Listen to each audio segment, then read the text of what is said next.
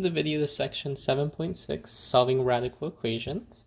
Just to review real quick, a solution is an answer to an equation, and something new is a proposed solution that is not a solution is extraneous. So when solving square root equations, we will sometimes get two answers, and if it does not work when we plug it back in, then it's called extraneous.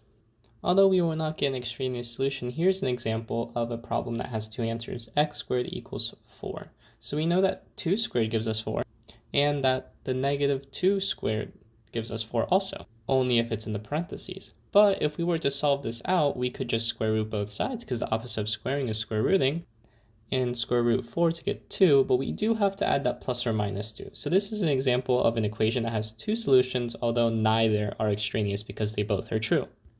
Some examples might give us a square root instead of a square. So the opposite of square rooting is squaring. So we're going to go ahead and square both sides. And on the left-hand side, the square and square root cancel each other out, and then we can just divide by 2 to find our variable.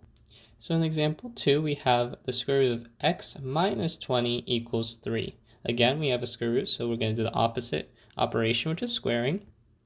And we get x minus 20 because the square root and squared cancel out equals 9. And then the opposite of subtracting 20 is adding 20. So we get x equals 29. So what happens when we have a square root equal to a negative number? Well, remember, we can never have a negative number in the square root, so this is referred to as no solution.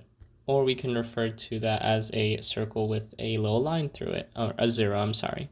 So what happens if we have a number outside the square root? Well, we first have to isolate the square root, so let's go ahead and add 5 on both sides, and then we can square both sides. And again, the square root and squared cancel out. And now we have a normal two-step equation. We can start by adding 2 on both sides. To get 9x equals 27, divide by 9 on both sides, and we get 3. And last but not least, we have a cube root question in example 5. The cube root of 3x equals 2. Well, the opposite of square rooting is squaring, so the opposite of cube rooting is cubing. So we're going to take everything to the third power. So the cube root and cube cancel each other out to just leave us with 3x, and then 2 cubed is 8. Divide by 3 on both sides, and we have our final answer.